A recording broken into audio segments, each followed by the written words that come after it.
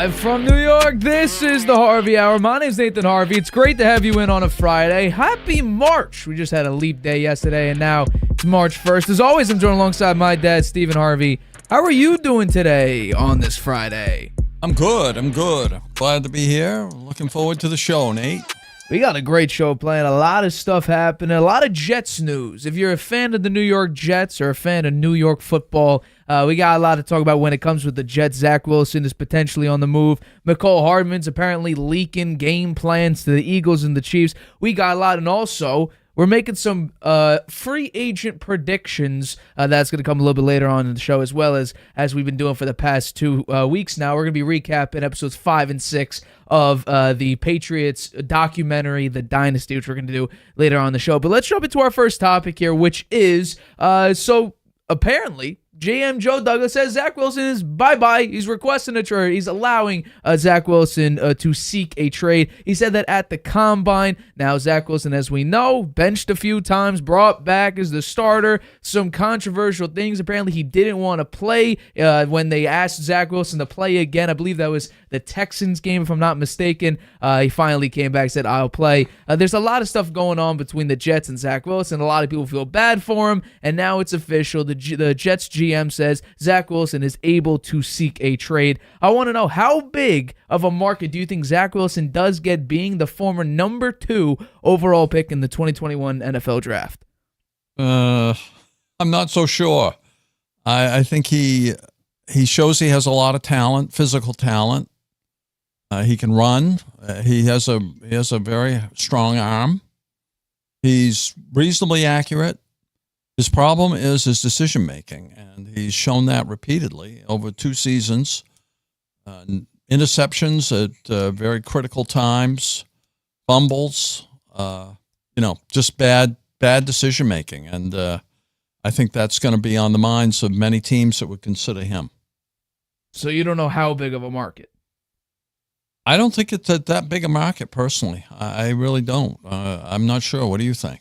Well, I was going to say that I think there's a number of teams that could be interested in him only as a backup, though never as a starter, because just like I said about Baker Mayfield, he'll never be a starter. I think Zach Wilson won't be a starter again unless someone gets hurt. So I have a couple of teams listed here that I think could be interesting, but I wanted to just talk about, what the team could get, value-wise. What could the Jets get? So we knew that last year we saw Trey Lance get traded to the Cowboys for a 4th-round pick. The Browns traded Baker Mayfield away for a conditional 5th-round pick. The Jaguars traded away Gardner Minshew, who I still think is probably the best backup in the NFL right now.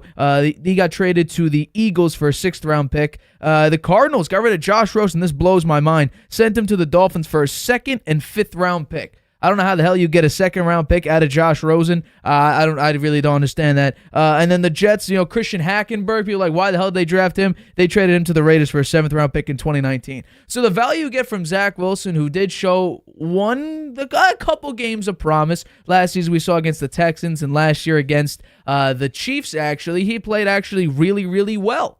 Really well. And even against the Broncos, he had a couple moments there where he was good enough to seem like he could start again, with a little bit of help from Aaron Rodgers and his training. I think really if we're talking about backups only, because once again, I don't think he'll be a starter again unless a quarterback gets hurt. I think there are 5 teams that potentially could use him as a backup. The first one would be the Steelers, and this would only be for competition because the Steelers openly have said that they want to bring in competition for Kenny Pickett. They still have faith in him. I'm not sure why. He has interception issues. He's also not that great. There was a stat out there that I saw that he has the lowest touchdown percentage out of 400 quarterbacks. I don't understand how he's that bad. They have such great weapons. I don't think he was that great of a player coming out of the draft anyway. Can he pick him off? His first game, 3 interceptions. It wasn't pretty. The next team I would say is the New Orleans Saints, and here's why. The Jets were already planning on signing Derek Carr or trading for Derek Carr in order to mentor Zach Wilson as well as bring them some success. So why not do it in a form of sending him over to the Saints and Derek Carr could still mentor him there? What about the Colts? Well, Shane Steichen, what did he do offensively with Jalen Hurts? He made him a tremendous quarterback and helped that Eagles offense make it to the Super Bowl. Well, can he do the same thing of reviving Zach Wilson's career, especially with a potentially injury-prone Anthony Richardson, who seemingly runs comes into harm's way? Potentially, but also Gardner Minshew is still a great backup. I believe he is a free agent, so I would go and sign him again. I would say the Colts should probably re-sign him, but if they don't, Zach Wilson you can get on the cheap. The next one would be the Cardinals. For the same reason, kind of, as the Colts, of it's simply just this scheme. Mobile, athletic quarterback who has a pretty good arm. Kyler Murray has a pretty good arm when it comes to arm strength. Now, accuracy, don't love it. He's hit or miss. Zach Wilson's way more miss, but it's the same type of skill set. Mobile quarterback, big arm. I think that would fit. And besides, Kyler Murray, we'll need to see how he progresses throughout the season, see if he has a true bounce-back season. After he played half the season last year, we'll have to wait and see underneath Jonathan Gannon what happens there. And finally, the Titans. I don't think Malik Willis is going to be the answer in case Will Levis gets hurt. And Will Levis is still a massive question mark being a rookie last year. So what will happen when it comes to the Titans? I say you go sign or trade for Zach Wilson, because I guarantee you the Jets are not going to release him. They may be forced to if they feel like they really need to get off him, but that would incur a massive, I think it's like a $12 million dead cap hit, which is completely pointless. If you trade him, you save about 5.4 and only incur like a $5.9 million cap. It might be 5.7 million, but still, the cap penalty won't be as crushing as it would be if you just straight out release him. Or you could take, the route of, even though we allowed you to take to look for a trade, we're not finding a suitable trade partner for you, so we'll just retain you. That could also be option C, I guess. You could keep him, trade him, release him. I think release him will be, if you really desperately want to get off him, that's the only route you would take. But I would say it's not a massive trade market. I don't think many teams, if any, are going to be, going for Zach Wilson and say, oh, yeah, we'll take him as our potential starter. I just think, if we look for a mobile athletic backup who could have 1 or 2 games that you need him to come in for, that's when I think you would take him in. But outside of that, I don't think it's that. Like, you're not looking for him as the starter. Mm-hmm. What round draft pick do you think a team would have to give up to get Zach Wilson? It would be a very, very low. We're talking 6 or 7. I would probably. You think so? 6 or 7? I'd probably. Late 5th, early 6th. That's probably what I'm thinking. He was a second-round pick in the draft a couple of years ago. No, it's not a second round. He was a second overall pick. Oh, second overall pick. Second round, but it's fine. Oh, I'm sorry. Second overall pick. It doesn't matter. Trey Lance was the 3rd. He went for a 4th-round pick. Yeah. I mean, Josh Rosen was I'm pretty sure, a top pick. And you know what? Lo and behold, I mean, the fact, you got 2. You got 2nd and a 5th. The fact that the Dolphins traded him for the Dolphins got him for a 2nd and a 5th round. That's criminal. You gave up way too much for a complete bust. And that was he only played 1 season at that point. Yeah, it wasn't pretty when, that was a complete steal for the Cardinals. Good for them to be able to get that steal. But, yes, no, Zach Wilson's market's tiny. It's tiny.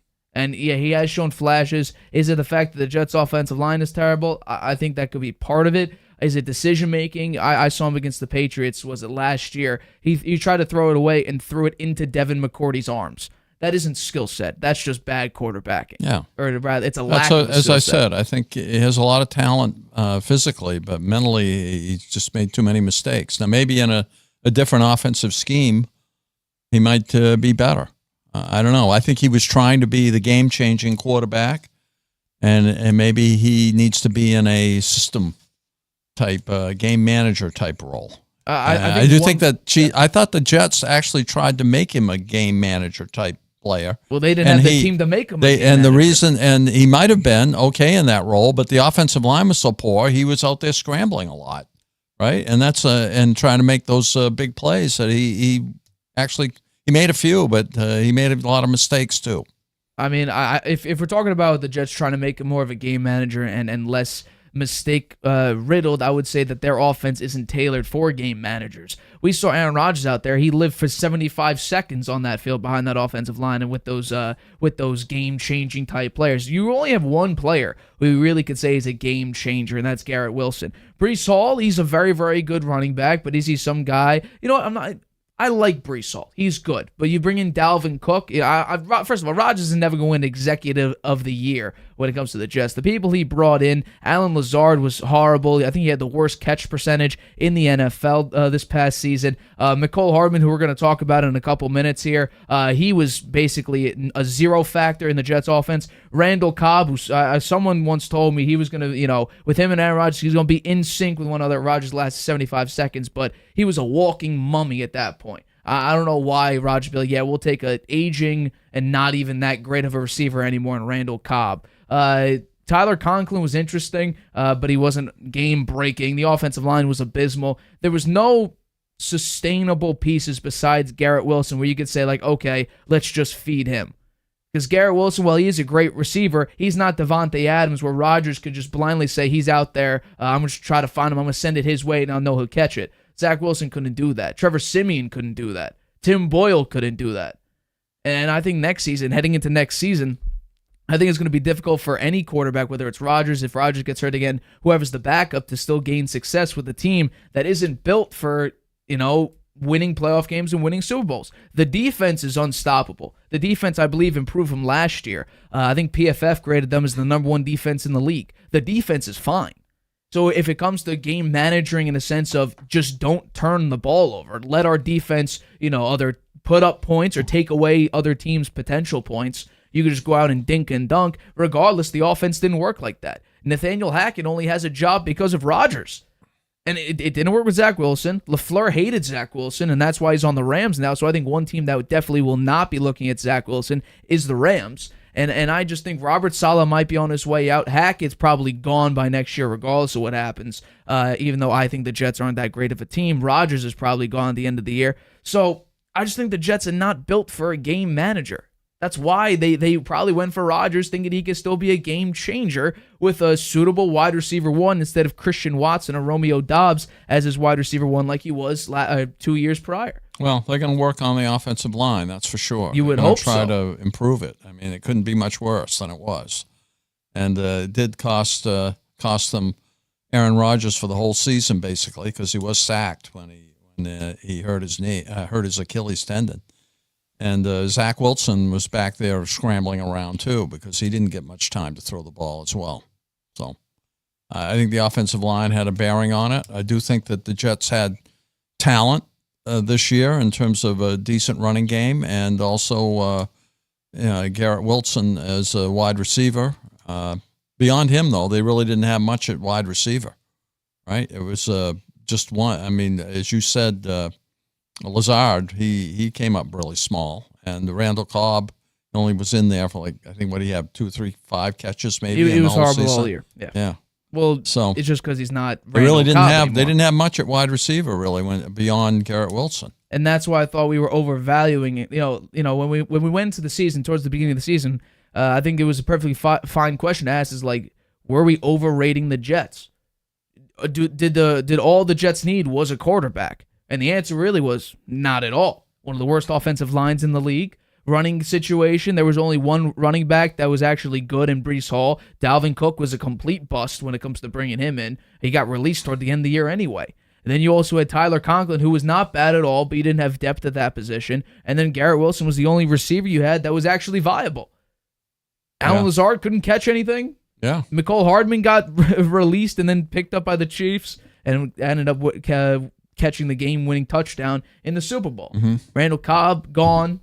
I mean, there was no sustainable talent. I think if he can be for a very low round draft pick, that's a number of teams might take a chance on him. You mentioned the Steelers. That's a possibility, although they look like it looks like Justin Fields now is Atlanta, right? That's what people are saying. It's looking like it's minus 425 odds. Yeah. So that's by far up and away the favorite. So that would mean that the Pittsburgh is looking at the quarterbacks that they have, plus maybe trading for one that wouldn't be Justin Fields. Well, right now Pittsburgh is not in the best position. They're talking about Russell Wilson. Right. To go out and draft a quarterback, it won't be possible to get a top 3. They're at number 20 right now in the draft. There is no chance they're going to draft one. My guess is they're I think I truthfully believe they still believe in Kenny Pickett. Just a question of who you're going to bring in, because they're open with saying, yeah, we're going to bring in competition to sort of figure out if Kenny Pickett's the guy or is he really just a bust. Russell Wilson could definitely be the answer there. He's currently the favorite to be his next team because it looks like Sean Payton's done with him. I would still say Justin Fields because I think he could beat out Kenny Pickett. Because I don't think Kenny Pickett's all that good. I've mentioned the stats before with, as the game progresses, especially in the fourth quarter, Justin Fields gets worse and worse and worse. But I just think he'll still be better than Kenny Pickett overall. That's just my opinion about that. So, Zach Wilson, On the open market, potentially, let's find out if the Jets really think that they can get decent value for him. But I'm going with late 5th, early 6th, because he did show some promise. I think his decision making was a massive factor in why he's no longer the Jets quarterback. I'm rooting for him. I'd like to see him do well. Maybe a quality backup, get some time once in a while, and maybe like Geno Smith over time he can. Grow into a starting role, but he's got to mature in the mental part of the game. I would also say get out of a big market, get out of a big media market, get into a small media market, gain your confidence back, because the New York market just obliterated. Even we had our moments of crushing Zach Wilson. Maybe he'll go to Seattle. There's a chance he goes to Seattle, but apparently he could be Geno Smith's heir apparent, right? And do what Geno did. Go to Carolina, work with Dave Canales. I don't think the Panthers would do that just because they're Bryce Young, but we just saw Dave Canales. Look what he did with Baker Mayfield. Yeah, I think that's also in large part of Mike Evans and Chris Godwin and about all those the Panthers. There. Well, yeah. So who knows? Let's get into this next topic. So this came out today. The Patriots, apparently, Baker Mayfield has some supporters within the Patriots organization. This has to do with the coach's connections with Alex Van Pelt and the quarterback coach. So there is a chance Baker Mayfield being on the open market this season after his 1 year, which was a great year, with the Tampa Bay Buccaneers. It looks like the Patriots may be on board with signing now the 2-time playoff winner and the former number 1 overall draft pick in Baker Mayfield. I want to know, do you think the Patriots should actually pursue Baker Mayfield in free agency? I actually don't think he's a very good fit for the Patriots. I think he's going back to the Bucs. I think he's going to get a decent contract, and I think that's probably the main reason the Patriots don't try to go after him, because he's going to be reasonably expensive, and I'm not sure he's a good fit for them. Although we don't really know what their offense is going to be like, right? The whole team is totally different now, so maybe anything's possible, I guess. But I see him going back to the Bucs. As do I, because I think Baker has found himself in a situation where everyone counted them out, and Baker shocked the world with what he did. He put him in a better position than Tom Brady did in his final year with the Bucs. Now, Brady was a little bit better in some categories like passing yards and whatnot and completion percentage, but overall, Baker Mayfield had a better record than Brady did, got them farther in the playoffs than Brady did. Brady got obliterated by the Dallas Cowboys. Baker Mayfield took the Eagles home and then sent them packing. Which was fascinating because this is a guy that got pushed around at the very end of the Cleveland run, got benched a couple times in Carolina, and really was just humbled by that situation, comes in and shocks the world in Tampa. So I do think he goes back to the Tampa Bay Buccaneers. However, I think regardless, even if he doesn't, New England would not be the best spot for him, because what we saw him succeed with and what we saw him not succeed with is good receivers. When he was with Carolina, he really had nobody. He really had nobody to throw it to. A bad offensive line, no real weapons. Running game wasn't all that great. He did have CMC for a hot second, but overall, the offense was just dead. The defense was okay, not great, but the offense was just abysmal. Baker Mayfield in Cleveland at the very, very end, the offensive line was great. The receivers were okay. The defense was great. It was Mayfield's play that wasn't all that good. The Patriots, what are their major deficits? Let's take a look at what NFL.com says. Tight end, offensive tackle, wide receiver, and running back. Literally every offensive position you could possibly have, NFL.com says is a Patriots need. So you're telling me Baker's going to come in and shock the world in New England? I don't think so. And besides, they went from Tampa, which is now that Brady won a Super Bowl with them, it was honestly one of the worst markets to be in. It's an average marketplace. They were the losingest franchise in the 4 major sports in America. Now that Brady brought them there and won a Super Bowl and looked great there, they're a little bit higher on the map. They're more of a pinpoint place than they were pre-Brady. But I still think they're not as big of a market as New England is. New England is a historic franchise, won 6 Super Bowls. You're just coming off Bill Belichick. This is the first year without Belichick as the head coach. You're still trying to pick up the pieces from when Tom Brady left. Overall, this is not a situation for a growing quarterback who's trying to bounce back his career.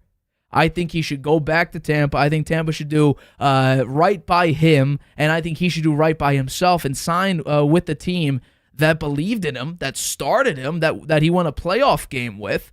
And if they're willing to sign back Mike Evans, which reportedly they are in the process of doing, I think that's a perfect place because you know the area, you just played on that team, you know the players, how you built up relationships, and being on the move again, going from the Browns to the Panthers to the Rams to the Buccaneers to the Patriots, all in like a 3-year span, that's going to be brutal. That's absolutely brutal. And I think, truthfully, the Bucs are a better team than the Patriots are because they have two legitimate wide receivers, and I think Trey Palmer is a very, very fascinating receiver. Your tight ends are not better than New England's, but at the moment they are because all the Patriots got right now is a guy named Petway who didn't even play a single snap, I believe. I think he was on the practice squad all year, but mainly it was Hunter Henry and Mike Gesicki, and also you had Pharaoh Brown. But I think the offensive line is better than New England's. There's a lot of things in Tampa that are just better than they are in New England. The only thing that you might say is worse is the running game because the Patriots, I think the Bucs were dead last, and I think the Patriots were like 26th or 27th in the league in running. So barely better, but the Patriots are better in that regard. I think that he'd be smart to go back to the Bucs because they like him. His teammates love him. His head coach had nothing but praise for him. Maybe he can get a few extra bucks going somewhere else, but given how his career has gone, I think he'd be smart to stay in Tampa where he had a very good season. He's well liked by the fans, the players, his head coach, the front office. They're going to make him a decent offer, a multi-year deal, I would imagine, and I think he'd be best to go there because he doesn't have to get to know any new offense. Right. He's already got a chemistry going with those wide receivers, particularly if they bring back Mike Evans. I think that would be his best decision. Couldn't agree more. And besides, why would you want to go back into a market where you have to reprove yourself? You already proved yourself in Tampa as, I'm not a bad quarterback. I could play, and I could play pretty damn well. Why try to go into a bigger market where you're still trying to revitalize your career? Because people already think you're one of the biggest busts anyway, just based on performance and the fact that you keep getting bounced around in the league. Why not stay in a place where you've found success? Yeah, I think that makes a lot of sense. I think the Patriots, for example, nobody knows what they're going to be like. Right. They all new. Yeah. All new coaching staff. Going to be a lot of new players. As you said, they don't really even have any tight end yet. They're going to have to go out and pick one up in free agency or in the draft. Yeah. They're going to have a lot of young players. They're going to have they're going to be an interesting dynamic there at quarterback with if Mac Jones is still around and Bailey Zappe's still around. It will be weird, I think. So yeah. If I were him, I'd stay where you had the success. And I will just point this out. I do think, I'm going to show a clip right now for everyone on YouTube. Mac Jones has been practicing lately, and he actually looks pretty good, working on his footwork a little bit.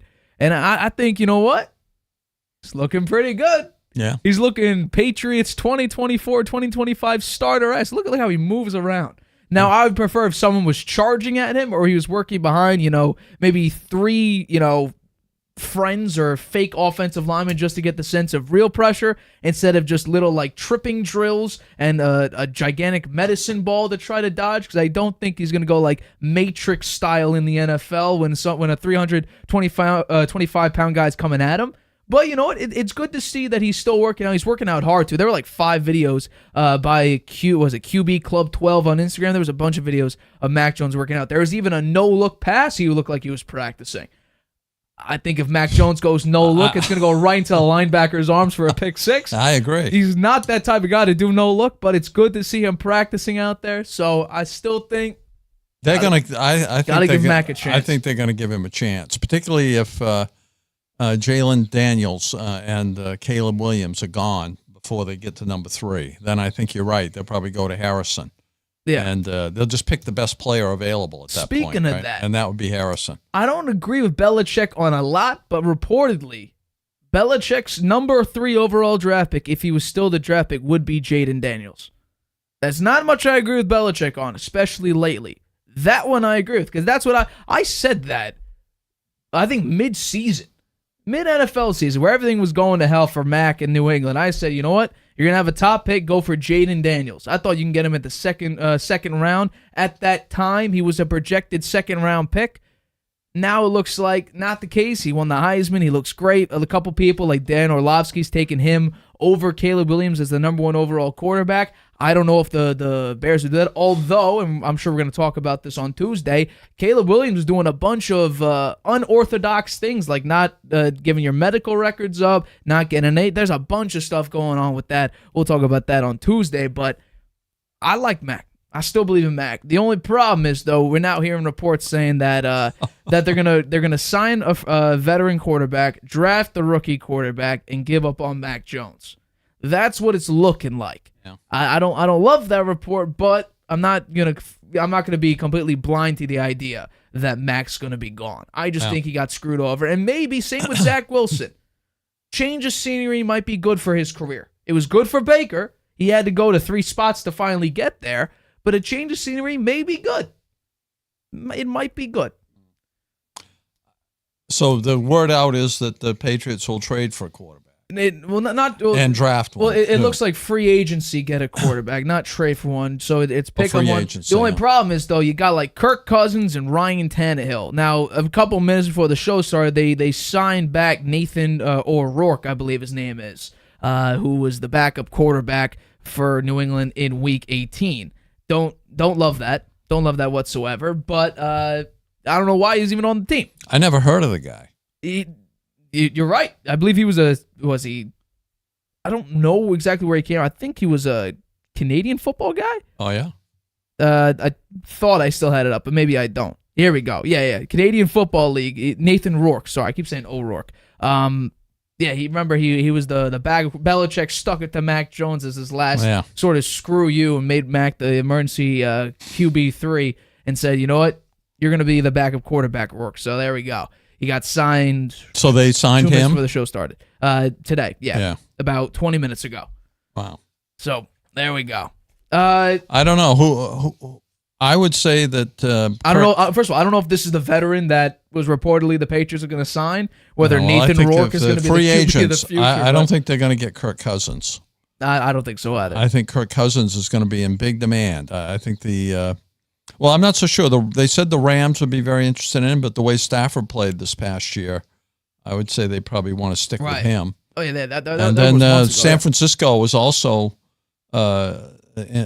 Rumored to be interested in Kirk Cousins, and maybe they still have some interest, but the way that Brock Purdy, they wound up in the Super Bowl in a very close game, and Purdy got him 2 leads there, one in the fourth quarter, one in the overtime, and the defense couldn't stop Mahomes. So I don't think that. I would say the West Coast interest may have fizzled a little bit, but I think he's going back to Minnesota.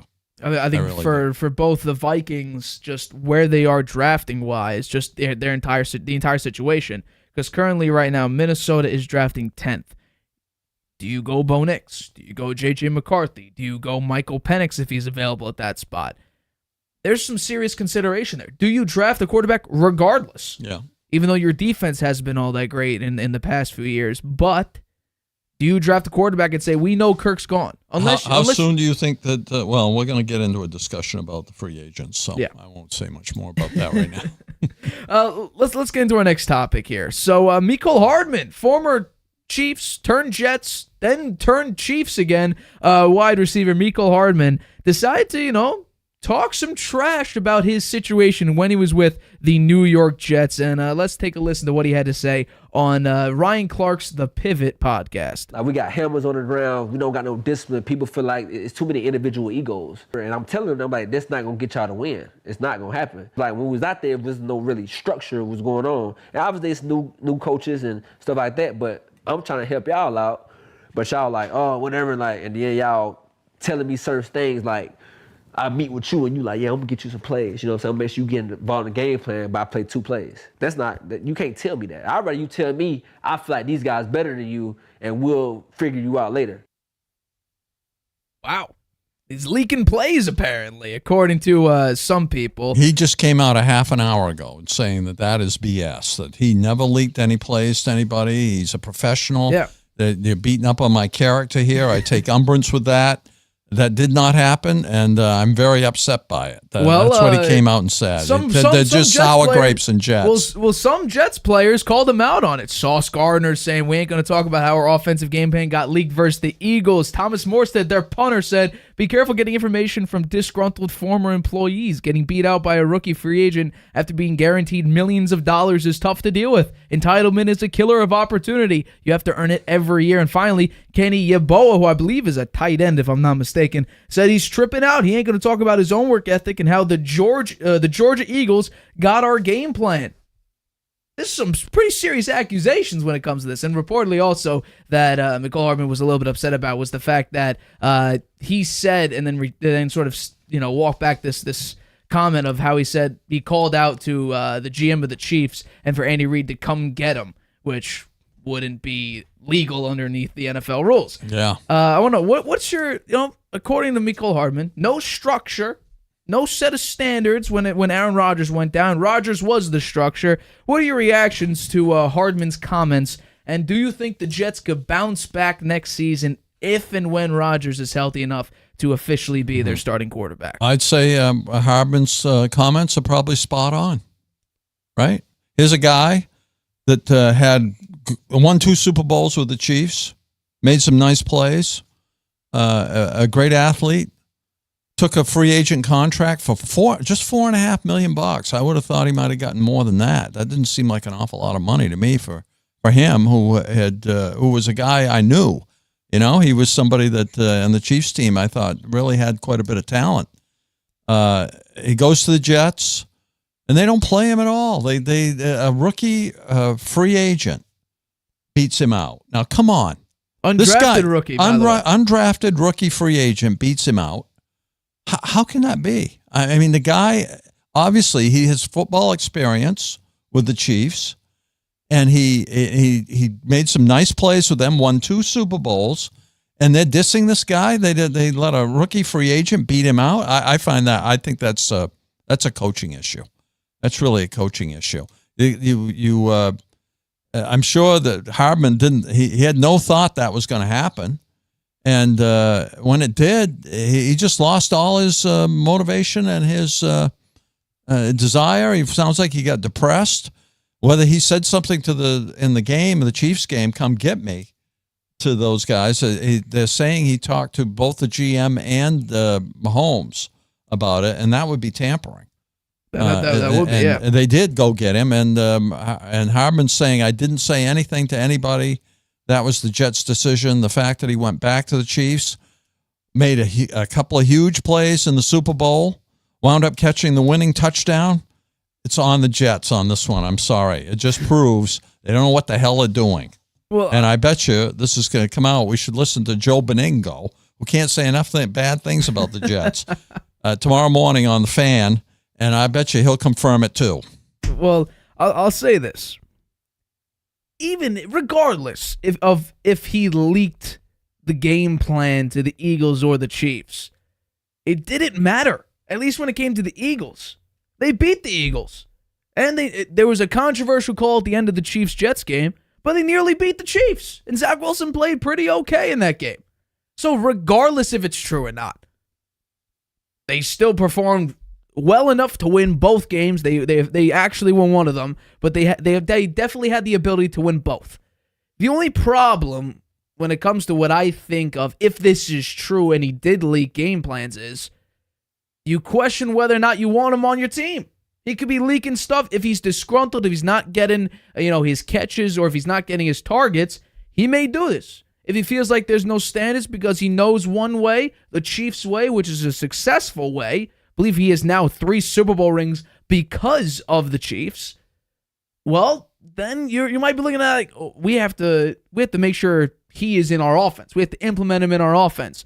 So yeah, the undrafted rookie and everything that Thomas Morstead was talking about. By the way, not only did he lose snaps to Xavier Gipson, he also lost snaps to Randall Cobb, who on the year was targeted 17 times, had 5 catches for 39 yards and a touchdown. Once again, did basically nothing. Yeah. Xavier Gipson, he was the punt returner who ran it back on week 1 versus the Jets and the Bills. He had 38 targets, 21 catches, 229 yards, no touchdowns. Mecole Hardman was basically a no factor in the offense, and yet it was one of the pieces that Rodgers wanted the Jets to go out and get. But this just proves something. This all happened when Rodgers went down, and we know just based on the moves that the Jets made that this was a Rodgers run team. Woody Johnson wasn't the GM. Rodgers was the GM, and he didn't do a very good job in being the GM of the team. Robert Saleh basically was on one knee and said, Rodgers, fix us. And Rodgers couldn't do it, A, because he didn't bring in pieces that were actually acceptable, that he was, maybe uncomfortable with. It was sort of a Bill Belichickian type of move where he wanted to bring in pieces he was comfortable with and who he thought and who he wanted to play with instead of maybe going out and getting those big-time pieces that maybe the Jets needed. Now, what's funny is that David Bakhtiari, the Jets might actually go and get him because he might be available in the offseason. The Jets have offensive line issues. Would David Bakhtiari fix that? He would definitely help. But I think when it comes to this offense, the offense it was tailored for Rodgers. It was Rodgers or bust, and that is a very, very volatile idea because we saw Rodgers get hurt at 39 years old, and then everything went to hell. Because you had Zach Wilson and Tim Boyle and Trevor Siemian, all these quarterbacks coming in and trying to make Nathaniel Hackett's offense work. Robert Saleh did a great job with the defense, just the offensive side of the ball. And you know what's the shocking factor about all this? They still went out and won 7 games. Yeah.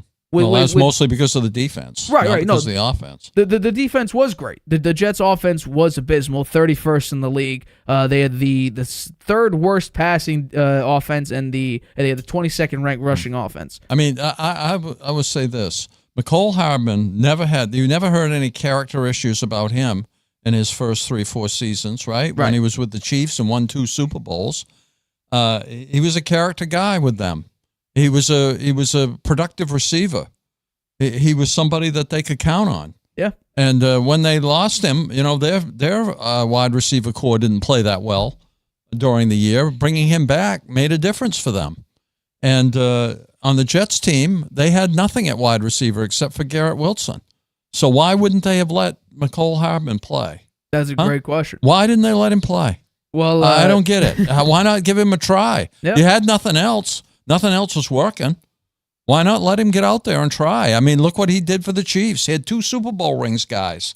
He might have been able to bring you a little bit of, team chemistry in terms of the winning attitude. Huh? Well, he said he tried. He says like that ain't winning football. On the Jets, he had 3 targets, 1 catch, 6 yards in 5 games. And they said, he thought that he was going to be a punt returner too. Right. And they gave that to this Gibson guy, right? And then Gibson got hurt, and they said, "Why don't you go in there and be?" And he said, "No, I don't want to. You didn't tell. I never practiced it. I have an injury to one of my fingers. I don't think I can catch it well. I'm not going to do it." And they tried to talk him into it, and he wouldn't do it. So it seems like Zach Wilson had a problem playing for this team. Mecole Hardman had a problem playing for this team. I'm sure a lot of people deep down had a problem playing for this Jets team. On the Chiefs, though, in 6 games, remember, 5 games, he had 3 targets, 1 catch for 6 yards. In 6 games with the Chiefs, he had 21 targets, 14 catches, 118 yards. In the Super Bowl, he was the star. He caught a really long pass, perfect catch. Yep.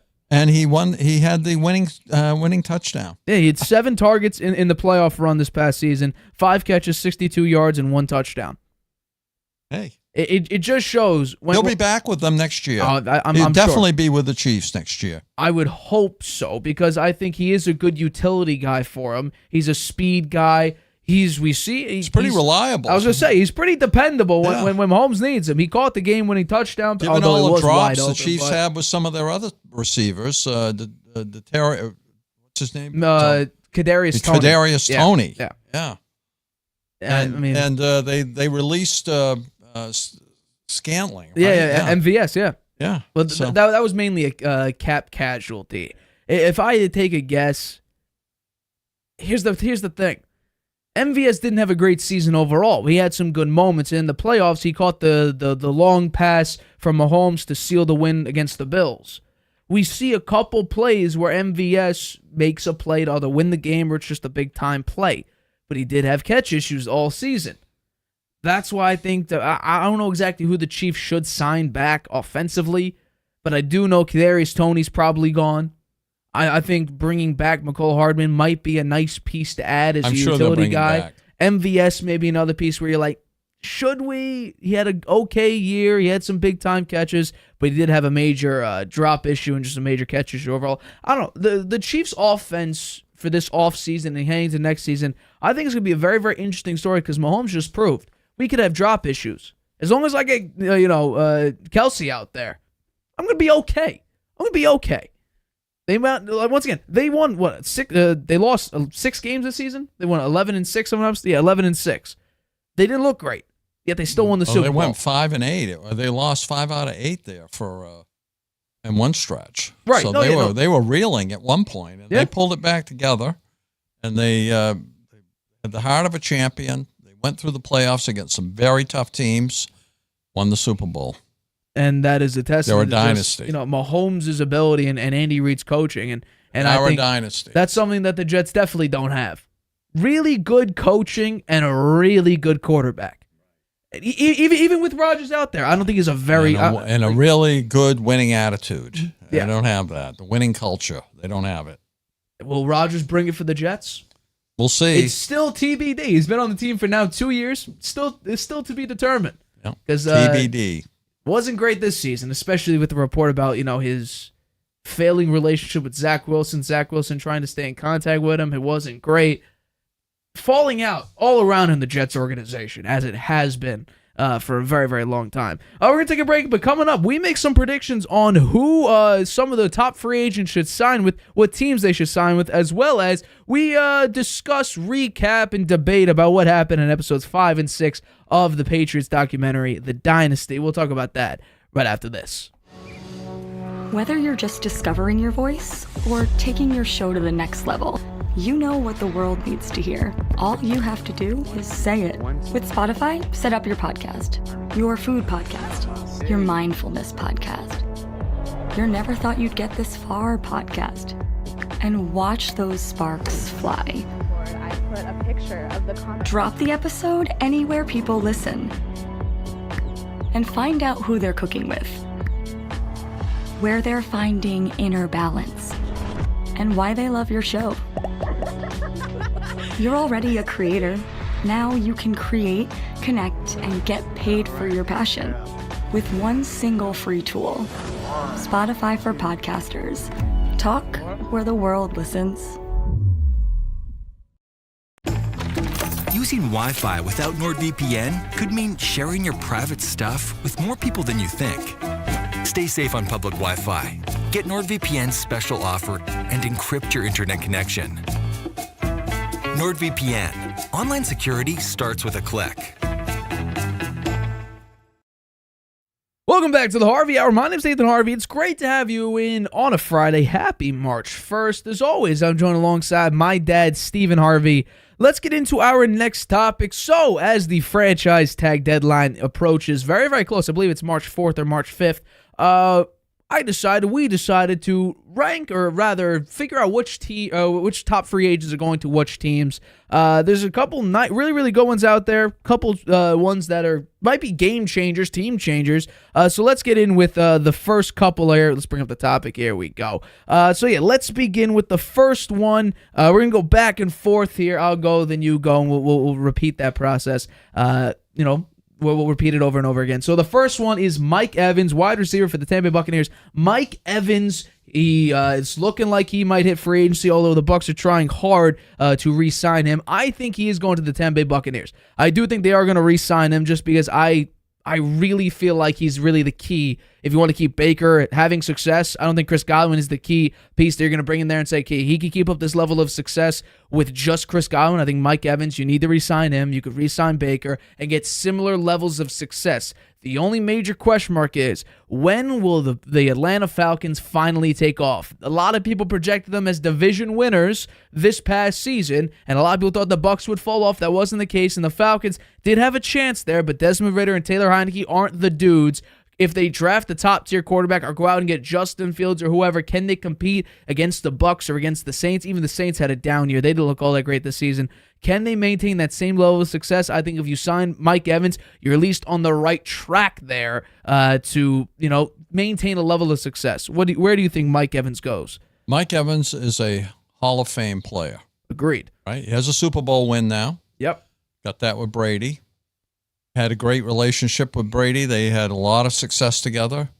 Carried through to Baker Mayfield. They had a great season together. He made some fantastic catches in the playoffs. He's gained 1,000 yards every season of his career. He's on pace to catch Jerry Rice in some of the categories if he can keep it going. I think for the Buccaneers, it makes the most sense to bring him back. And I say he's going back to the Buccaneers as well, along with, I think, Baker Mayfield as well. Yeah. Baker Mayfield is not on this list. Yeah. Yeah. No, I agree with you. I do think Baker does stay with Tampa. We discussed that earlier. I just think best chance for him to maintain success. Let's go to the next one. Kirk Cousins. Quarterback Kirk Cousins. He's got a bunch of money guaranteed over the course of his career. He comes up small in big-time games. That's what he's notorious for. But you throw him in a 1 p.m. slot, he's great. He had a lot of success so far with Justin Jefferson and the Vikings and this rendition of the Vikings. Where does he go? I'm saying he stays with Minnesota and he keeps being a Viking. I don't know how long. I believe there's rumors about a 3-year contract. I don't know if that's the best for him. I think it might be good to sign him to a 1 or 2 year deal. You got a rookie quarterback in there, and there's a chance, depending on whether it be injury or lackluster performances, that rookie may play by the end of the season. But what I do know is that Kirk Cousins puts them in the best position to win, just because we've seen many plays throughout the regular season where it's like, okay, he could seriously play in this league. And we saw at the beginning of this season, they went out and beat Tampa, and Kirk Cousins was a very, very top-tier quarterback at the very beginning of the season, beating the crap out of some teams offensively. It just seemed to work, but then we saw a couple games where late in the game, can Kirk Cousins come back and win? And it's a big fat no. But I think if you're just looking at what's out there, what's available, you're not going to go with Ryan Tannehill because he's significantly worse than Kirk Cousins. I think what quarterback that is currently available to you puts you in the best position to win. I think you're just because right now the Vikings have the 11th pick. You can go Bo Nix, you can go with Michael Penix, you can go with any JJ McCarthy if you want. You could draft any one of these top quarterbacks, but I do think you should re-sign Kirk Cousins because I think he does give you the best the best position to win a lot of games. And besides, Justin Jefferson also is going to be needing to make a bunch of money. He's probably going to break the wide receiver market, but I do think the best position for you to be in is for you to re-sign Kirk Cousins to probably a 1 or a 2 year deal. What about you? How old is Kirk Cousins now? I believe I'll look it up. He's not a youngster anymore. No, it's been a while. 35 maybe? I think he is 30. He is 35 years old. 35 years old, so... He'll be 36 by the time Yeah. the season comes around. Well, nowadays the quarterbacks, you expect them to get into their 40s now. When you see what Brady did, establish a I standard. think Brady's an outlier when it comes to that maybe. level at that age. But I think Kirk Cousins going back to the Vikings as well. I think he's going to get a pretty big contract. I think it'll be at least 3 years, and I think that's the right move for him. He's big in the community out there, I understand. And he's well liked by the fans, the coaches, the players. Similar to Baker Mayfield and at the Bucs, everybody wants him back, and I think that that's what he's going to do, and I think he will get a pretty big deal there. Well, how long do you think his contract would be if the 3 year deal? At least 3. Do you think they're going to draft a quarterback? I don't know about that. I mean, they have all those other quarterbacks. They all look pretty bad out there. Mullen, he threw for a lot of yards. He just couldn't. He was throwing it to the other team too often. So if he could correct that, I think they could see him maybe as the backup still. This one's going to be interesting. Let's go to the next one. Saquon Barkley. So it looks like the Giants are not going to tag Saquon, but where does he end up? I say he goes to the place that was reportedly who this team's looking at. I'm saying the Los Angeles Chargers. I think what Jim Harbaugh is trying to do and what Greg Roman's trying to do is they're going to implement more of a run game. Austin Eckler was pretty good in the receiving back game, but not so much in the ground and pound running game. Now, I think really there could be two potential running backs that can go here, whether it be Derrick Henry if they want to go more physical or if they want to go more elusive, and that would be the Saquon Barkley route. I do think they go Saquon, and what I've predicted from the very, very beginning since Jim Harbaugh got there was I think they're going to go out and get Saquon, then they're also going to draft Blake Corum in the third round. That's my third or fourth round. Whenever you can get him, that's not overly egregious. Unless you think he is a Jahmyr Gibbs, you could draft him probably over where a lot of people have him on their draft war room situation. But I do think Saquon, he's going to be away from the Giants. I think the Chargers are probably the best position for him. Reportedly, the Chargers are interested in signing him. I'm going Saquon to the Chargers. Literally is placed in the system where Greg Roman, we saw what he did with the Baltimore Ravens, made them a top running team in the NFL. I think it's a similar thing with the Chargers. Take the load off of Justin Herbert to play hero ball all the time behind a horrible performing defense and a lackluster running game. I will say Saquon Barkley will be a Los Angeles Charger by next season. What about you? Where do you think Saquon Barkley will end up next season? Well, hindsight is 20/20. I'm sure the Giants wish they'd given Saquon Barkley a contract and made franchise tag Daniel Jones. That would have been their better move given what happened. But that's not what they did. And they're not going to franchise Saquon Barkley this year. So I think he's headed to the Dallas Cowboys. And I say that because the Dallas Cowboys running game is a kind of a finesse game. Their offense is kind of a finesse offense. It's not really, doesn't have that toughness to it. That's what it lacks. And Saquon Barkley is a very tough player. And I think he brings something to the Cowboys that they lack in terms of toughness. Athleticism, he has that. He's a great runner. Catching the ball, not so great. But I do think that that's where he's headed, to the Dallas Cowboys. All right, let's go with the next one. The next one would be another running back. We got two more running backs after this, and that's Derrick Henry, the physical running back that shoves Josh Norman to the upper decks. My guess would be I'm going Derrick Henry to the Cowboys because I do think they need a top-tier running back, and I think it's going to be a physical running back because I definitely think Tony Pollard's not a feature back. He's more of a complimentary back. He worked his best behind Ezekiel Elliott, getting all those carries. And while some people argued that Zeke's last season with the Cowboys, Tony Pollard was more efficient, I think it's because he was more of the complimentary back. And I think Derrick Henry, who will probably leave, definitely is not going to re-sign with Tennessee, in my opinion. I do think the Cowboys are a perfect spot because they are looking for that consistent running back that can take a massive load off Dak, keep the clock moving, maintain clock control so it's not up to Dak Prescott throwing a bunch of passes and throwing interceptions and costing his team crucial playoff games or just crucial games in general. I think with the Cowboys' rushing attack, which includes Derrick Henry, based on my prediction, what my guess would be, I think you take an offense that's already been top in scoring for the past 3 seasons, you make them into a true running team. They were 14th in the league last year. I think if you have Derrick Henry, you open up play action that gets CeeDee Lamb more yards, that gets tight ends. You get a bunch of more production with Derrick Henry as your running back rather than Tony Pollard, who had a very, very difficult time breaking 100 yards, let alone Derrick Henry, who could get 100 yards by the snap of his fingers. So my guess, Derrick Henry to the Dallas Cowboys. What say you? Derrick Henry going to the Raiders because I don't think Josh Jacobs is going to be back with the Raiders. He's a quality back, and they're going to have to replace Jacobs with somebody of equal or better talent. And the Raiders have had a history of going after big-name players. Devontae Adams, right? They picked him up. So I think that you'll see Derrick Henry in a Raider uniform. I think he'll do quite well there. And I just think that that's a good fit for the I think Vegas is a good spot for Derrick Henry. Fair enough. Let's go with the next one. So the final running back we're talking about, and you mentioned him, Josh Jacobs. That is our next prediction. The former Raiders running back who, once again, is not expected to be franchise tagged. None of these top 2 running backs are expected to be franchise tagged. I still think, and I might be wrong, the only tagged player is still T. Higgins. I'm pretty sure. I might be wrong about that, but based on what I can remember, I believe T. Higgins is still the only tagged player at like $21 million. But who is Josh Jacobs going to? My prediction is he's going back to the Raiders. I do think they're going to sign him. Now, I believe it's March 11th is the deadline to re-sign or to create contract extensions for players, and I do think the Raiders are going to get it done. Now, they might not want to give him, because they're not going to franchise tag him, which I believe is $12 or $13 million.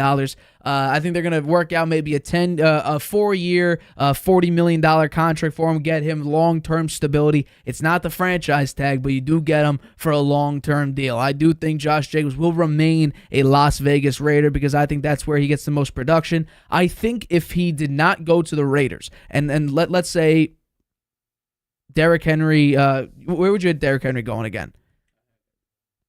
To Tennessee, let's go. Saquon goes to Dallas. I think the Chargers go out and get Josh Jacobs. But I think based on my projection of Saquon going to the Chargers, Derrick Henry going to the Cowboys, I do think the next, and I also saw, and it's perfectly, I do think this is also a good team. The Houston Texans may be another great option for Josh Jacobs, but I do think the Raiders will get this contract extension done, and he will remain a Las Vegas Raider. Where is Josh Jacobs going, according to you? I think he's going to Tennessee. I think you're going to flip Derrick Henry to Vegas, and Josh Jacobs will take his place in Tennessee. There we go. And I'm probably wrong about that, actually. Why? I think you may be right that they'll find a way to keep him there because he's a quality player, and he's done a good job for the Raiders. So I think they'll probably try to hang on to him. But, the money might be there for Derrick Henry if they can't get a deal done for Josh Jacobs. So we'll see. I'm looking at this right now. We may have some news. We may have some slight breaking news. So according to this report that I'm seeing, Mike Evans will test free agency as he and the Bucs could not come to a contract extension. Oh. So it looks like Mike Evans may be on the run here. Ooh. That is. There's a bunch of teams that will be looking to make a deal with him. That's for sure. It'll be interesting. I wonder what kind of offer the Tampa Bay made him. My guess is it wasn't enough, but yeah. Well, maybe they'll find out. Maybe they'll let him test free agency and still try to sign him. This is here we go. So, here we go. So Mike Evans is looking for $25 million a year. That's the range. Yeah, $25 million a year. Who gets that? Who else has a contract like that? Is there anybody that's getting $20 million bucks a year? Tyreek Hill is getting 30. He's getting 30. Yeah. Let's see. Let's look up the. This is, and this came out very, very recently as well, within the past couple minutes here. So the projected contract by Spot Rack is $23.8 million. We talked about this, I think Tuesday or last Friday, something like that. So Stephon Diggs is 24, Cooper Kupp is 26.7, Tyreek Hill's 30, Devontae Adams is 28. He's asking for $25 million. So he's valuing himself slightly under. How many Cooper years? Kupp. I don't think that matters. I think it's just it's probably because he says he wants to stay a Buck for the rest of his career. But I heard he was looking for a 10-year deal. I'd still give it to him. $250 million, $25 million a year for 10 years. I don't think so. You can restructure his deal as the years go on. They did that with Patrick Mahomes. Yeah, well, maybe it's a sliding scale. He wouldn't make that kind of money in year 5 or 6, 7, and 8, 9, 10. I don't think anybody gets a 10-year deal that's not a quarterback. Right. So my guess would be it'd be a 3, 4, maybe 5-year deal. But this is not good for the Bucs. No, major mistake. Let's get into the doesn't say what they offered him. Huh? No. I'll keep reading, but let's finish this out right here. Okay. The final one is Chris Jones. My guess is, and then we both could do this because we have the same team. We both think he's going to stay with the Chiefs. That's the best option. They're probably going to franchise tag L'Jarius Sneed. They have, I believe, he might be the only other one they got franchise tag. But yeah, if they tag Sneed, which I think they already did, you're going to sign Jones to a massive deal. And besides, the salary cap's gone up. You're getting about $31 million more, I believe, something like that. It's a massive piece to your defensive arsenal that literally saved the Super Bowl for you. Because once again, the infamous play is Chris Jones up the right side of the offensive line, Unblocked. Yeah, unblocked. Number 68 just let him run right to Brock Purdy, and Purdy couldn't finish his progressions or get an accurate pass out to Jennings, which literally saved the Super Bowl, at least for that drive. So I do think this is probably the best choice for both the Chiefs and for Chris Jones is to remain a Kansas City Chief. I think they'd be crazy not to sign him. I mean, he's got great leadership skills. He's one of the best linemen in the NFL. He's won three Super Bowls with them and wants to be there for the try to do the three-peat. And so I think they'd be crazy not to sign him. It's going to cost him a lot of money. He's worth every penny. 1,000%. So there we go. My predictions for Mike Evans to the Bucs, which that apparently it still might happen, but that's looking less and less likely. Kirk Cousins to the Vikings, Saquon to the Chargers, Derrick Henry to the Cowboys, Josh Jacobs to the Raiders, and Chris Jones to the Chiefs. Those are my predictions. You had again. Read your list off again for Mike Chris Evans. Jones to Kansas City, Kirk Cousins back to Minnesota, Saquon Barkley to Dallas, Derrick Henry to the Raiders, Josh Jacobs to the Titans, and Mike Evans back to Tampa Bay. Which that seems... We'll have to hang on to these, and we'll recap it once it's done and see how close we came. Yeah. I think ESPN might just be getting the... oh, never mind. That's just Golden State, Toronto starting, Dallas, Boston.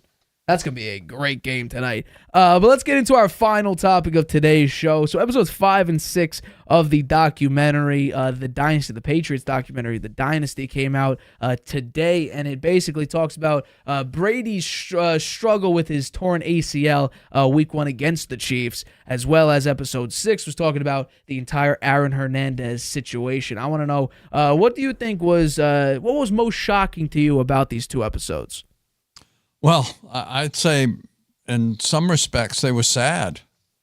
I mean, the fact that Brady got hurt in the first game of the season and tore his ACL so badly, and then after he had it operated on, he tried to come back, tried to get up and do too much too soon. The first 3 days, got a terrible infection from it. They were very concerned about that, and he managed to come back and be Tom Brady again. And it was interesting that the Patriots went 11-5 that season without him, with Matt Castle, who had never played a snap in the NFL and played really quite well. And just to show how much the Patriots thought of Brady, they traded Castle. Yeah. Before the next season, they traded him, went to Brian Hoyer as the backup. So I think that it showed a couple of things. I think it showed that Brady was mortal, that he's like any other football player. You can get hurt. And like any other franchise or any other head coach who's there and paid to win, they had to forget about Brady for that season and focus on the backup, which was Matt Castle, who Belichick found a way to change the offense around to suit his skills much better. Castle had the ability to run a little bit, and they designed the offense around having plays that were like that. And it showed that Belichick could win without Tom Brady at that point in his career, that he was a winner without Tom Brady, even though at 11-5, amazingly, they didn't make the playoffs that year. So I found that episode of Dynasty very interesting. I want to go give it another watch. I thought it was really good, and it was interesting to hear Brady's comments, about how he felt when he was out, and his father's comments too, about how hard it was for him to be out, and knowing that when he got his chance in the NFL, it was because Drew Bledsoe got hurt. He was worried that, I get hurt and now maybe I've lost my job. But that wasn't the case. They traded Castle, Brady back, and they were getting ready to begin their second dynasty. Yeah. I think that opened the door for Brady versus Belichick. That was the first time where it was really who deserves more of the credit. And then after, Belichick went 11-5 with Matt Castle, it was, okay, it's more Belichick than it is Brady. It's more the system than it is the actual player making the big-time play, which then, of course... They even called Tom Brady a system quarterback exactly. in Boston. Huh? Yeah. It just shows you, if you don't a winner, man, they come down on you hard, particularly in the big markets, right? Like Absolutely. Boston. I mean, call Tom Brady a system quarterback?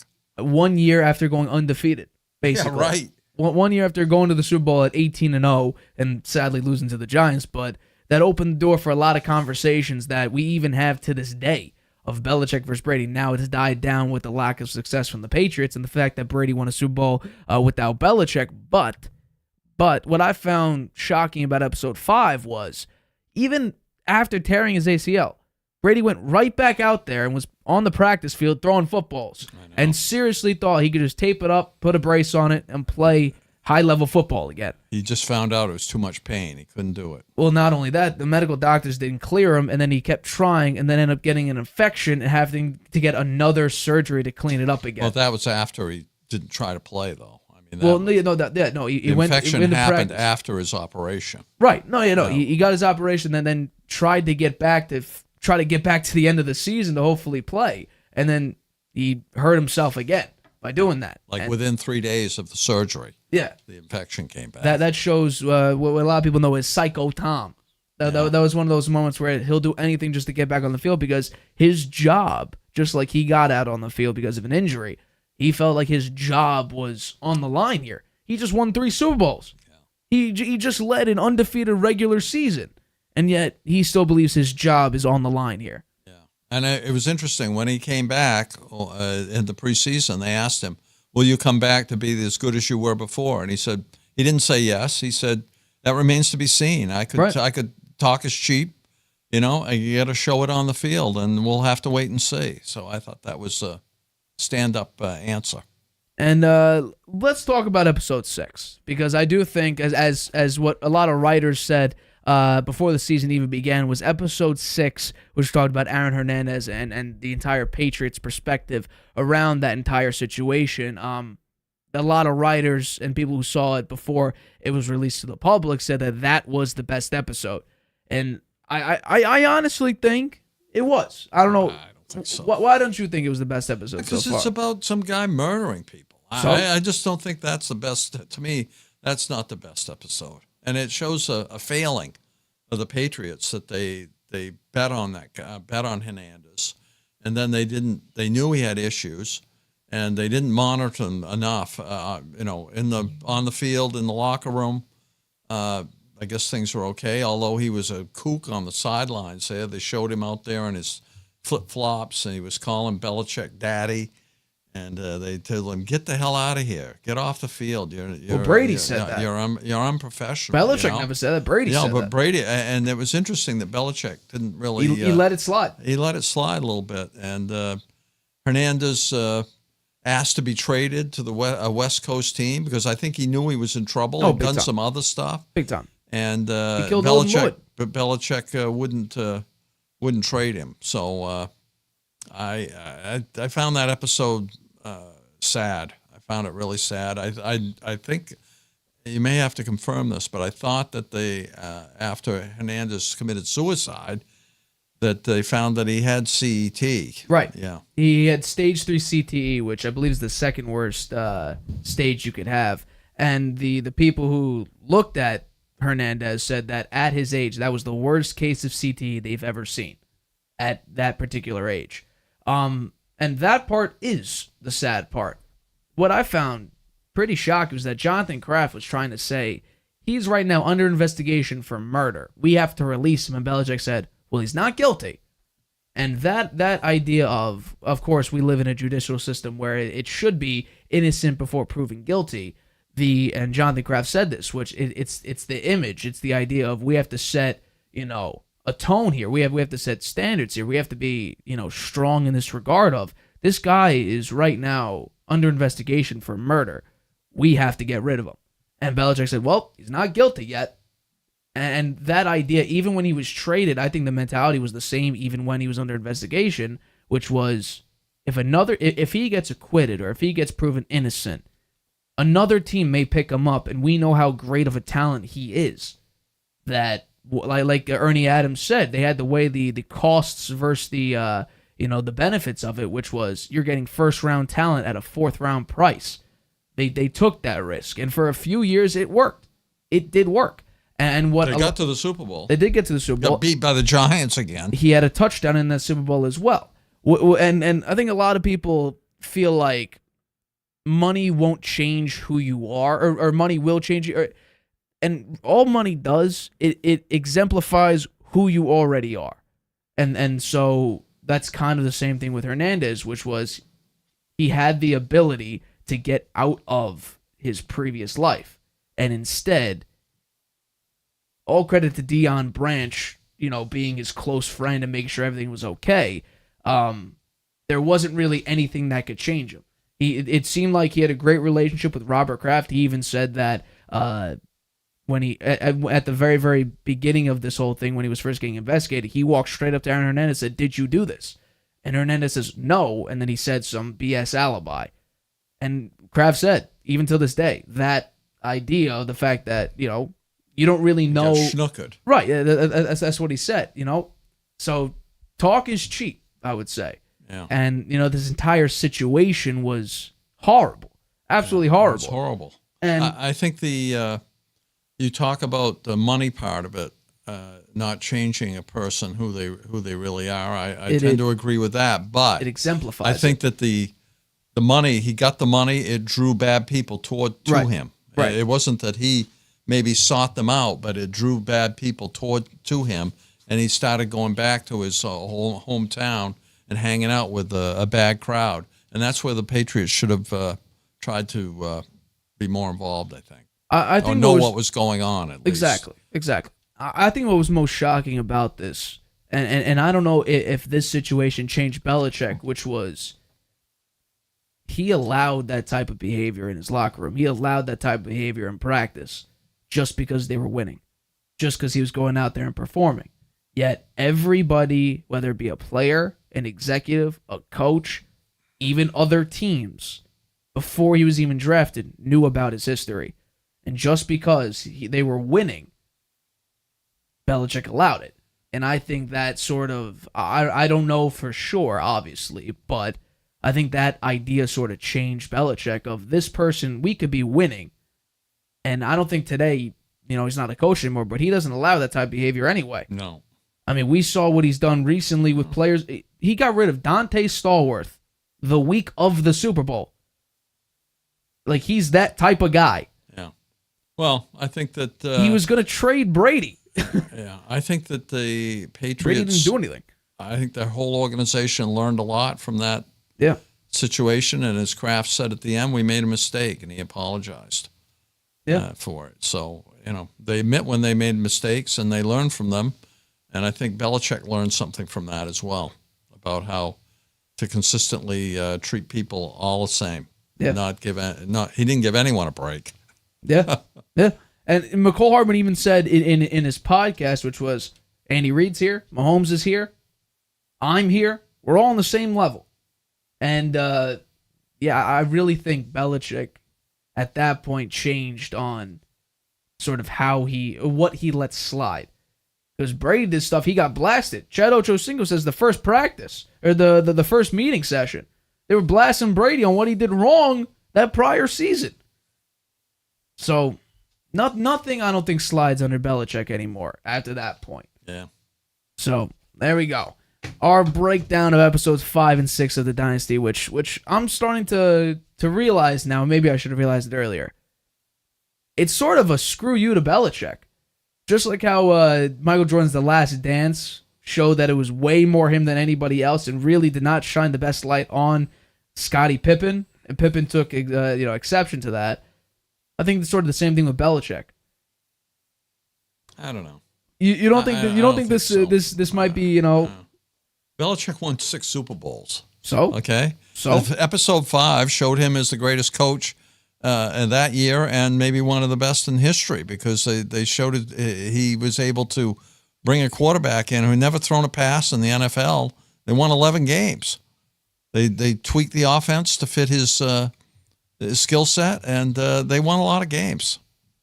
So I think Belichick was more revered then, and I think at that point, and I think it changed now, that there was some thought that it was Belichick who made the team great, and they were calling Brady a system quarterback. It's crazy, but at that point, I do think that in terms of the Brady-Belichick who's the one that really made the Patriots great? I think Belichick had the upper hand at that point. No, I mean, absolutely. I think it changed. I do think now, in light of everything that's happened, that it's really Brady that has the upper hand now. Yeah. But I will just do a slight correction. Matt Castle never started a game, not never thrown a pass. Because he did throw.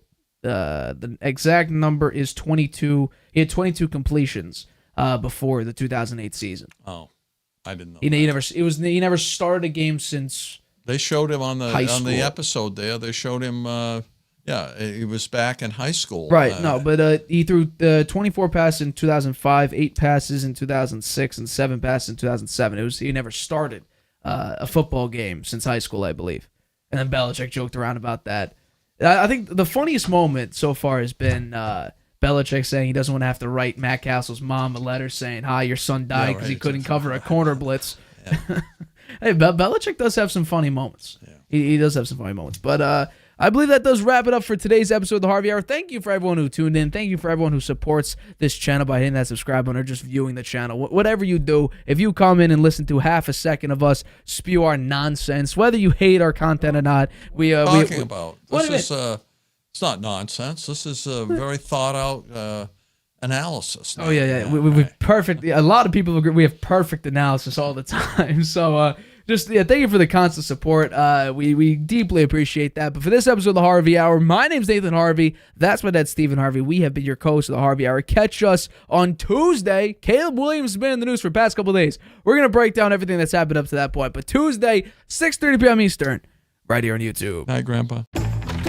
Using Wi-Fi without NordVPN could mean sharing your private stuff with more people than you think. Stay safe on public Wi-Fi. Get NordVPN's special offer and encrypt your internet connection. NordVPN. Online security starts with a click.